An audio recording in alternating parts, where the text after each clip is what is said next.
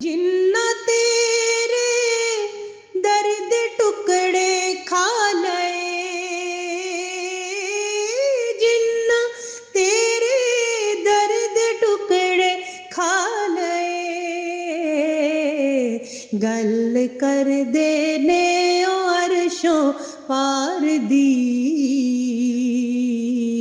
گل کر دینے عرشوں پار دی، گل کر دینے عرشوں پار دی۔ بسم اللہ الرحمن الرحیم۔ یوٹیوب کے نوائے جاوید چینل پر جاوید القادری اپنے بہن بھائیوں، بچے بچیوں اور سامعین و ناظرین کی خدمت میں سلام عرض کرتا ہے۔ محترم سامعین و ناظرین، ہماری گفتگو آقا نامدار صلی اللہ علیہ وسلم کے میلاد اقدس کے بارے میں چل رہی تھی، اور اپنی پچھلی 2 ویڈیوز میں ہم نے آپ کو بتایا کہ آقا نامدار صلی اللہ علیہ وسلم کے اپنے دور میں آپ کے صحابہ نے آپ صلی اللہ علیہ وسلم کا میلاد منایا، اور اس سلسلے میں انہوں نے ایک خاص مجلس، ایک خاص محفل یا جلسے کا انعقاد کیا۔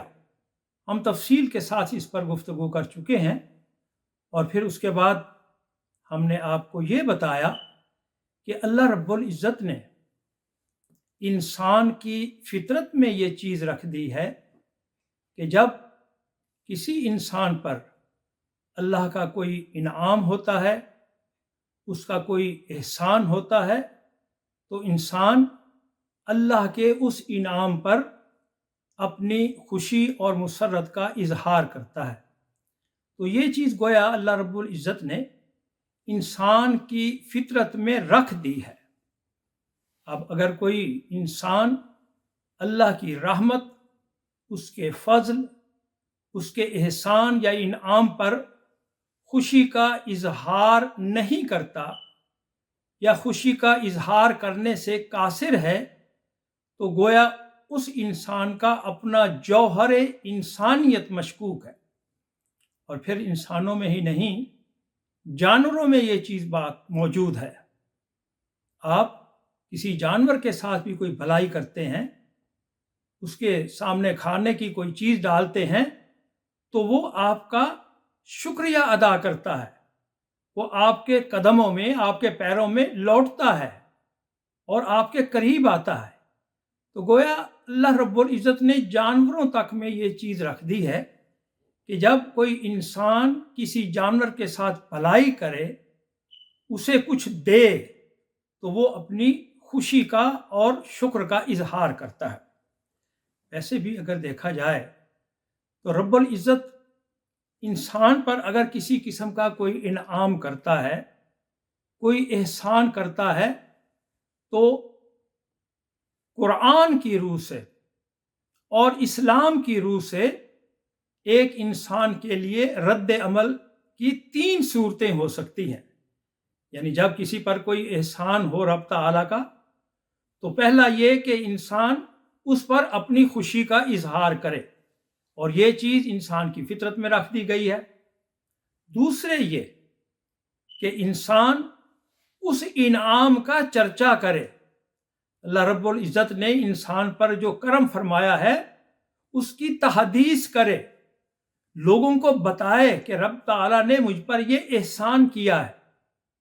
اور تیسری صورت جو ہے وہ یہ ہے کہ انسان رب تعالیٰ کا شکر ادا کرے، اور پھر اللہ کے شکر گزار بندوں کا ہمیشہ سے یہ وتیرہ رہا ہے کہ جب بھی رب العزت ان پر کوئی اپنا انعام کرتا ہے، کوئی اپنا احسان کرتا ہے، تو اللہ کی بارگاہ میں وہ ہدیہ تشکر پیش کرتے ہیں۔ اب آقا نامدار صلی اللہ علیہ وسلم کا وجود اقدس اور آپ صلی اللہ علیہ وسلم کی اس دنیا میں تشریف آوری رب تعالیٰ کا سب سے بڑا احسان، رب تعالیٰ کا سب سے بڑا انعام اور کائنات ارض و سما کی سب سے بڑی نعمت ہے، تو پھر کیوں کر ایسا ممکن ہے کہ اہل ایمان رب العزت کے اس احسان، اس کرم اور آقا نامدار صلی اللہ علیہ وسلم کی صورت میں رب تعالیٰ نے جو ان پر انعام فرمایا ہے اس پر اپنی خوشی کا اظہار کریں؟ تو گویا یہ چیز انسان کی فطرت میں بھی موجود ہے، اللہ تعالیٰ کا حکم بھی ہے، جیسے آقا نامدار صلی اللہ علیہ وسلم کو فرمایا فَأَمَّا بِنِعْمَتِ رَبِّكَ فَحَدِّثْ، کہ اے محبوب رب تعالیٰ کی جو آپ پر نعمت ہوئی ہے اس کا چرچا کیجئے، لوگوں کو اس سے آگاہ کیجئے، لوگوں کو اس پر مطلع کیجئے اور انہیں بتائیے۔ دیکھیے رب تعالیٰ اپنے محبوب سے یہ کہہ رہا ہے کہ آپ پر ہم جب بھی کوئی انعام کریں، کوئی احسان کریں تو آپ اس کا چرچا کریں، اس نعمت کی تحدیث کریں۔ تحدیث نعمت کا حکم رب تعالیٰ خود اپنے محبوب کو دے رہا ہے۔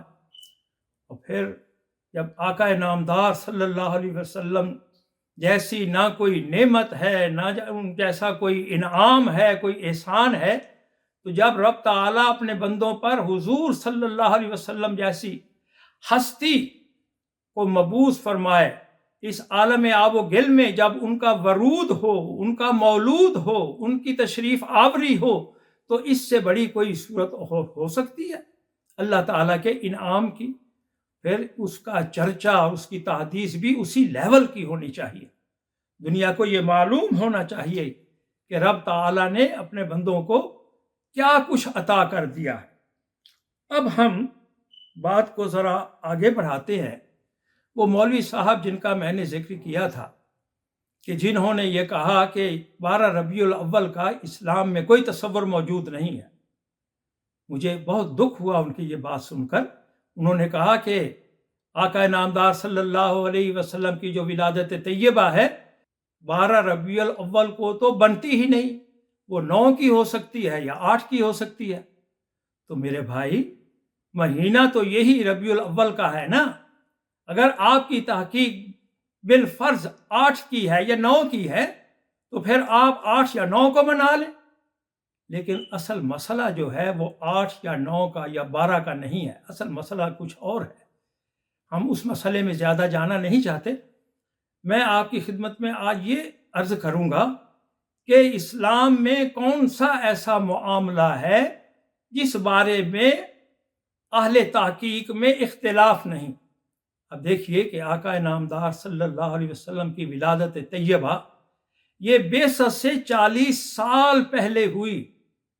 اس وقت کسی کو یہ معلوم نہیں تھا کہ یہ ہستی کون ہے، اس وقت کسی کو یہ معلوم نہیں تھا کہ یہ رحمت للعالمین ہے، یہ سرور انبیاء ہے، یہ محبوب خدا ہے، نہیں، کسی کو معلوم نہیں تھا۔ اس کے باوجود اگر اس تاریخ پر لوگ متفق ہیں اور ان کے حافظے میں یہ چیز موجود ہے تو یہ میں سمجھتا ہوں کہ یہ بھی اللہ کا کرم خاص ہے کہ لوگوں نے 40 سال پہلے ہونے والے واقعے کو یاد رکھا، اس کی اہمیت کے پیش نظر اس تاریخ کو اپنے ذہن میں رکھا۔ اب دیکھیے اہل تحقیق کی جو اکثریت ہے اس کا نقطہ نظر یہ ہے کہ یہ 12 ربیع الاول کا دن ہے جب آقا نامدار صلی اللہ علیہ وسلم کی ولادت ہوئی۔ صرف عربی میں 1000 کے لگ بھگ ایسی کتابیں چھوٹی بڑی لکھی گئی ہیں جن میں آقا نامدار صلی اللہ علیہ وسلم کی ولادت طیبہ کا تذکرہ ہے، بلکہ اسی موضوع پر وہ کتابیں لکھی گئی ہیں 1000 کے قریب عربی زبان میں، اور پھر باقی زبانوں میں تو کتنی لکھی گئی ہیں۔ وہ شخص کہتا ہے کہ اس واقعے کی کوئی اہمیت ہی نہیں ہے۔ دیکھیے آپ حدیث کی کوئی کتاب اٹھا کر دیکھ لیجئے، اس میں ہر محدث نے میلاد النبی صلی اللہ علیہ وسلم کے عنوان سے باقاعدہ ایک باب قائم کیا ہے، اور پھر اس باب میں وہ مختلف روایات اور حدیث جو ہیں وہ لے کر آئے ہیں۔ تو کس طرح کوئی کہہ سکتا ہے کہ اس واقعے کی کوئی اہمیت ہی نہیں ہے؟ یہ بڑی جسے کہتے ہیں کہ دیدہ دریلی والی بات ہے، اور بڑے افسوس اور حرمہ نصیبی کی بات ہے کہ ہر محدث نے آقا نامدار صلی اللہ علیہ وسلم کے میلاد اقدس پر ایک باقاعدہ باب قلم بند کیا ہے، ہر محدث نے اور ہر سیرت نگار نے۔ اور پھر دیکھیے وہ جو کہتا ہے کہ بھئی یہ تاریخ یہ تھی یا وہ تھی۔ میں آپ سے پوچھتا ہوں کہ حج ارکان اسلام میں سے ایک رکن ہے اور نہایت اہم ہے، جو آقا نامدار صلی اللہ علیہ وسلم کی بعثت کے بعد کا معاملہ ہے۔ یہ حج کب فرض ہوا، اس میں اہل تحقیق میں اختلاف ہے۔ بعض علماء کا یہ خیال ہے کہ یہ 5 ہجری میں فرض ہوا۔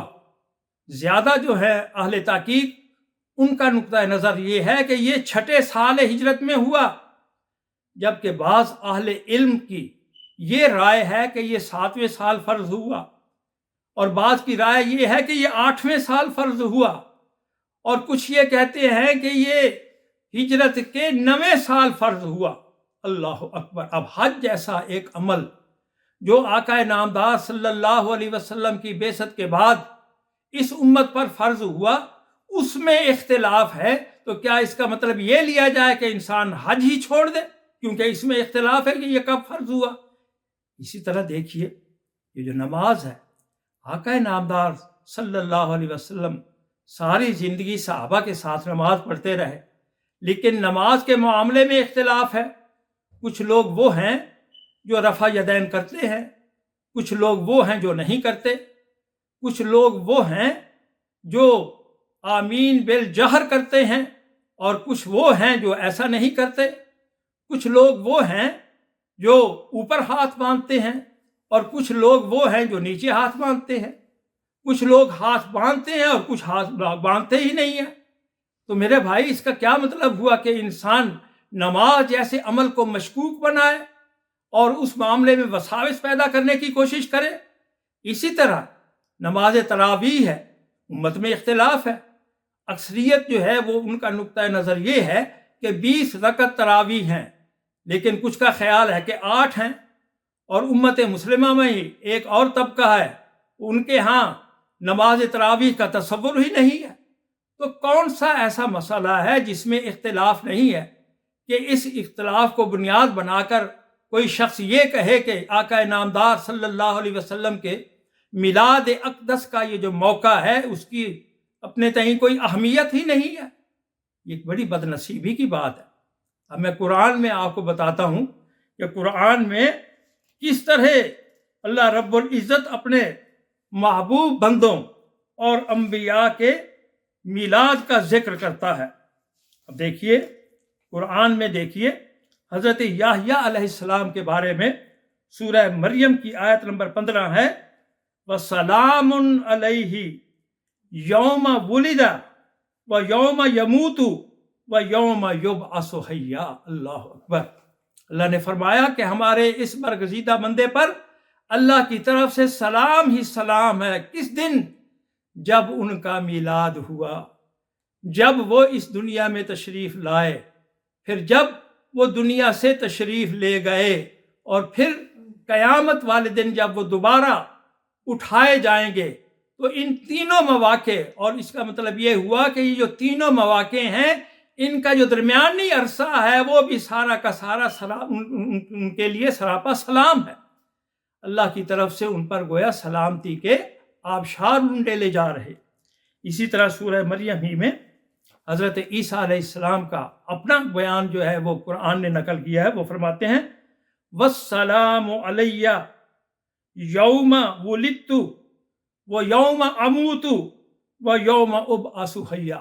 فرمایا کہ میرے اوپر سلامتی ہی سلامتی ہے جس دن میں اس دنیا میں آیا، اور پھر وہ دن جو میرے جانے کا دن ہوگا، اور پھر وہ دن جب رب العزت مجھے قیامت والے دن دوبارہ کھڑا کرے گا۔ اللہ اکبر!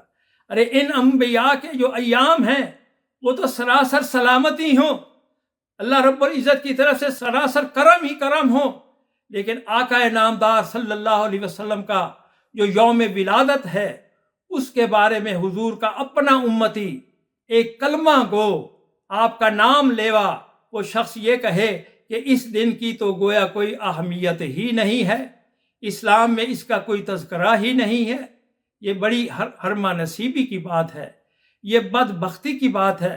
رب العزت اس ایسی سوچ سے اہل ایمان کو محفوظ رکھے۔ ہم متعدد اعتبارات سے اپنی گفتگو کو آگے بڑھا سکتے ہیں۔ سورہ ابراہیم میں رب العزت نے اپنے محبوب سے فرمایا وَذَكِّرْهُمْ بِأَيَّامِ اللَّهِ کہ اے میرے محبوب انہیں یعنی اپنے صحابہ کو اور اہل ایمان کو جو اللہ کے دن ہیں، جو ایام اللہ ہیں، ان کی یاد دلائیے، ان کا تذکرہ کیجئے۔ اب میں انہی مفتی صاحب سے یہ سوال کرتا ہوں کہ مفتی صاحب ذرا مجھے ایک فہرست تو ذرا بنا کر تیار کر کے مجھے ذرا پیش فرمائیں کہ ایام اللہ کون کون سے ہیں، ایام اللہ میں کون کون سے دن آتے ہیں۔ تو ایسی جو بھی کوئی فہرست ہوگی، ظاہر ہے وہ ایسے دن ہوں گے کیونکہ اللہ تو پیدا ہونے سے بھی پاک ہے اور اس کے ہاں موت کا بھی کوئی تصور نہیں ہے، وہ تو ازل سے ہے، ابد تک رہے گا۔ تو پھر سوال یہ پیدا ہوتا ہے کہ اللہ کے نزدیک وہ کون سے دن ہیں، وہ کون سے ایام ہیں جنہیں رب تعالی اپنے دن قرار دے رہا ہے، ایام اللہ قرار دے رہا ہے۔ یقیناً وہ دن وہی دن ہیں جب کسی بھی دن اللہ کے کسی برگزیدہ رسول پر، اس کے پیارے نبی پر اللہ کی طرف سے کوئی انعام ہوا، کوئی احسان ہوا، تو وہ دن اللہ کے ایام میں شامل کر لیا گیا۔ مثلاً وہ دن جب رب العزت نے حضرت آدم علیہ السلام کو پیدا کیا وہ یوم اللہ ہے، اسی طرح جس دن وہ اس دنیا سے تشریف لے گئے وہ بھی یوم اللہ ہے، اسی طرح جس دن حضرت ابراہیم علیہ السلام پیدا ہوئے اس کا شمار بھی ایام اللہ میں ہے، اور پھر جس دن انہوں نے اپنے فرزند جلیل کے ساتھ کعبۃ اللہ کی تعمیر کی وہ یوم بھی اللہ کا یوم ہے۔ اسی طرح پھر جب رب العزت نے انہیں نمرود کی آگ سے محفوظ رکھا ان کے لیے وہ دن بھی اللہ کا یوم ہے۔ اب جس دن انہوں نے اپنے لخت جگر جناب اسماعیل علیہ السلام کی قربانی اللہ رب العزت کی بارگاہ میں پیش کی وہ دن بھی اللہ کا یوم ہے۔ اسی طرح آپ حضرت نوح علیہ السلام کو لیجئے تو جس دن اللہ رب العزت نے ان کے بیڑے کو پار لگایا وہ دن بھی اللہ کا دن ہے۔ اور اسی طرح آپ پوری تاریخ انسانیت بلکہ تاریخ جو نبوت ہے اسے دیکھیے، جس دن اللہ رب العزت نے حضرت یونس علیہ السلام کو مچھلی کے پیٹ سے نکالا تو وہ دن بھی اللہ کا دن ہے۔ اسی طرح حج کے ایام سارے کے سارے یہ اللہ کے دن ہیں، عید الاضحیٰ ہو، عید الفطر ہو، یہ سارے کے سارے دن اسی طرح اللہ کے دن ہیں۔ تو یہ سارے دن جو ہیں یہ تو اللہ کے دن ہیں۔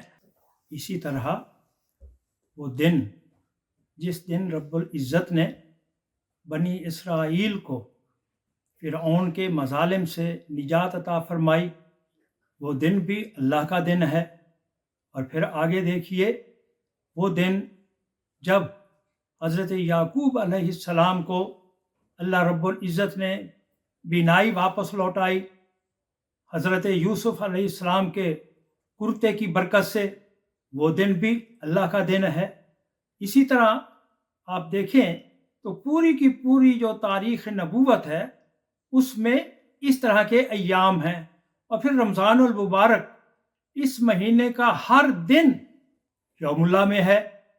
تو اب ہم یہ دیکھیں گے کہ کچھ لوگ ایسے ہیں جنہیں اللہ کے ان دنوں سے کوئی رغبت نہیں ہے۔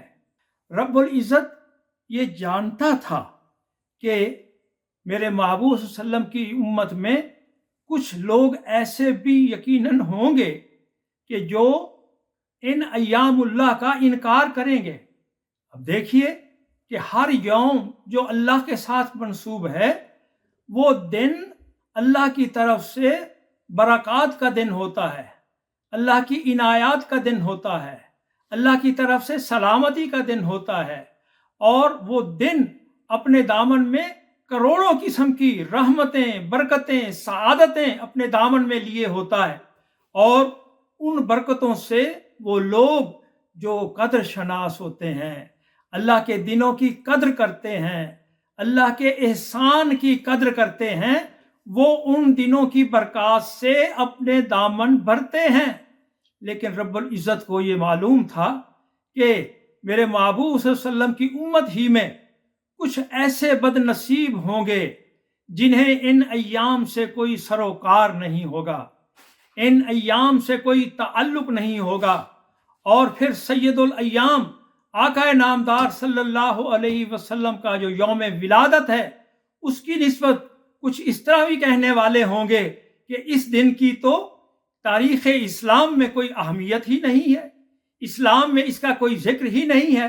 تو ایسے لوگوں کے لیے رب العزت نے پہلے ہی اپنے قرآن میں یہ اعلان فرما دیا اور اپنے محبوب سے کہا قل للذین آمنوا یغفروا للذین لا یرجون ایام اللہ. اللہ اکبر. کہ اے میرے محبوب آپ اپنے صحابہ سے، ان صاحبان ایمان سے، اپنے اور میرے عاشقوں سے یہ فرما دیں کہ ایسے لوگ جو ایام اللہ کی برکتوں کے قائل نہیں ہیں، جو لوگ حرمہ نصیب ہیں، جو ایام اللہ کی نوازشات و عنایات سے قائل نہیں ہیں، تو اللہ رب العزت نے فرمایا کہ اے محبوب اپنے غلاموں سے کہہ دیں کہ ان لوگوں کو ان کے حال پر چھوڑ دیں، ان سے درگزر کریں جو ان ایام اللہ کی برکتوں پر اعتقاد نہیں رکھتے، جو ان ایام اللہ کی نوازشات پہ عقیدہ نہیں رکھتے اور اس طرح کی باتیں کرتے ہیں. تو رب العزت کو یہ معلوم تھا کہ کچھ لوگ ایسے بھی پیدا ہو جائیں گے کہ جو اتنے حرمہ نصیب ہوں گے، اتنے بد نصیب ہوں گے کہ انہیں اللہ کے ایام میں کسی قسم کی کوئی رغبت نہیں ہوگی، ان کی طرف ان کا رجوع یا ان کا رجحان نہیں ہوگا، بلکہ وہ اس طرح کی باتیں کیا کریں گے. اس لیے فرمایا قل للذین آمنوا یغفروا للذین لا یرجون ایام اللہ. کہ اے محبوب اپنے غلاموں کو یہ بتا دیجئے کہ ان لوگوں کو چھوڑیں ان کے حال پر، ان لوگوں سے درگزر کریں. کون لوگوں کو؟ کہ جو ایام اللہ کے بارے میں کوئی امید نہیں رکھتے، جن کا عقیدہ اس طرح کا ہے کہ وہ ایام اللہ کے دامن میں جو برکتیں ہوتی ہیں، جو رحمتیں ہوتی ہیں، جو سلامتیاں ہوتی ہیں اور جو سعادتیں ہوتی ہیں، ان پر ان کا کوئی اعتبار نہیں، ان پر ان کا کوئی اعتقاد نہیں. اس لیے فرمایا کہ اے محبوب صلی اللہ علیہ وسلم آپ خود بھی ایسے لوگوں سے درگزر کریں اور میرے پیاروں اور اپنے غلاموں یعنی صحابہ کو یہ بتا دیں کہ وہ ان لوگوں کو ان کے حال پہ چھوڑ دیں. تو گویا اس دور میں بھی ایسے بدبخت لوگ موجود تھے جو ایام اللہ کی برکتوں پر اعتقاد نہیں رکھتے تھے، جو ایام اللہ کی سعادتوں پر اعتقاد نہیں رکھتے تھے، اور وہ معاملہ آج تک چل رہا ہے. میں زیادہ تفصیل میں نہیں جانا چاہتا. وہ جو ایک طبقہ تھا جسے منافقین کہا جاتا ہے، وہ لوگ کون تھے؟ وہ بھی ایمان کا دعویٰ کرتے تھے، نمازیں بھی پڑھتے تھے، روزے بھی رکھتے تھے، سارا کچھ کرتے تھے، لیکن ان کا ایک روگ تھا، ان کے اندر ایک بیماری تھی. اور بیماری کیا تھی؟ کہ وہ عظمت آقا صلی اللہ علیہ وسلم کے سامنے اپنا سر جھکانے کے لیے تیار نہیں تھے. تو ایسے لوگ اس وقت بھی موجود تھے. پھر بعد میں ایک اور طبقہ ہوا جسے خارجی کہا جاتا ہے، میں زیادہ تفصیل میں نہیں جاتا. وہ بھی طبقہ بھی اسی طرح کا تھا، اسی طرح کا ظالم طبقہ تھا. وہ بھی اپنے آپ کو سمجھتے تھے ہم بہت بڑے مجاہد ہیں، ہم بہت بڑے موحد ہیں، ہم توحیدی ہیں، بہت کچھ کہتے تھے. لیکن آقا نامدار صلی اللہ علیہ وسلم نے فرمایا کہ ایمان ان لوگوں کے قلب سے اور ان کے سینوں سے اس طرح نکل چکا ہوگا کہ جس طرح ایک تیر شکار میں سے پار ہو جایا کرتا ہے.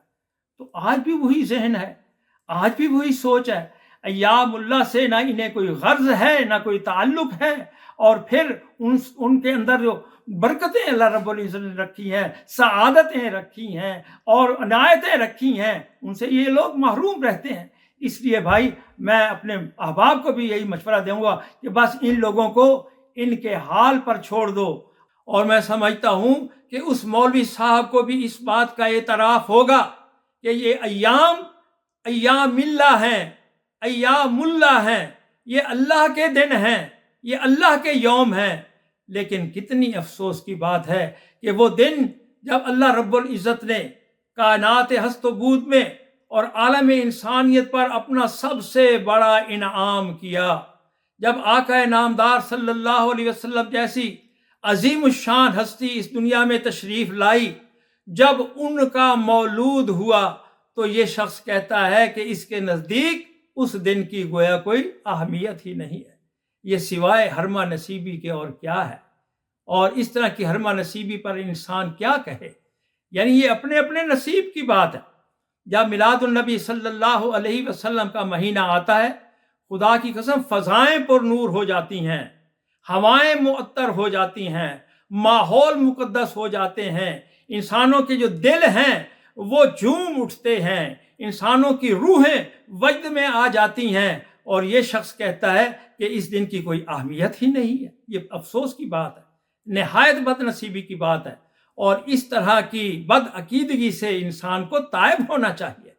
پوری دنیا جب آقا نامدار صلی اللہ علیہ وسلم کے میلاد اقدس کے موقع پر اپنی خوشی کا اظہار کرتی ہے، اور پوری دنیا میں اہل ایمان سرکار دو عالم صلی اللہ علیہ وسلم کے غلام میلاد النبی صلی اللہ علیہ وسلم کے سلسلے میں اجتماعات کرتے ہیں، پروگرام کرتے ہیں، جلسے کرتے ہیں، جلوس نکالتے ہیں، صدقہ خیرات کرتے ہیں، اور اس طرح کے کار خیر کرتے ہیں، تو ایک طبقہ وہ بھی ہے، وہ جسے کہتے ہیں نا برسات کے مینڈک کی طرح ایک مٹھی بھر طبقہ ہے، نہ جانے اسے کیا تکلیف ہوتی ہے، وہ باہر آ جاتا ہے اور اس طرح کی باتیں کرنے لگتا ہے۔ ان چیزوں سے انسان کو تائب ہونا چاہیے۔ یہ آقا نامدار صلی اللہ علیہ وسلم کی جو ولادت طیبہ کا جو دن ہے، اور یہ جو موقع ہے سب دنوں کا سردار موقع ہے۔ یہ سب دن جو اہل ایمان کو نصیب ہوئے، یہ جو عیدیں نصیب ہوئیں، یہ جو رمضان المبارک نصیب ہوا، یہ جو حج نصیب ہوا، اور دیگر پورا دین اور پوری کی پوری دینی زندگی یہ جو انسانوں کو نصیب ہوئی، یہ آقا نامدار صلی اللہ علیہ وسلم کے ولادت اقدس کا صدقہ ہے۔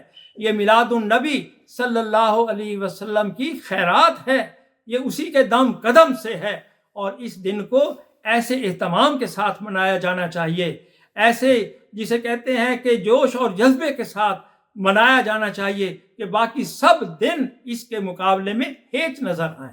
آج کی گفتگو ہم یہیں ختم کرتے ہیں۔ وما علینا الا البلاغ المبین۔ جنہ تیرے درد ٹکڑے کھا لئے، جنہ تیرے درد ٹکڑے کھا لئے، گل کر دینے عرشوں پار دی، گل کر دینے عرشوں پار دی، گل کر دینے عرشوں پار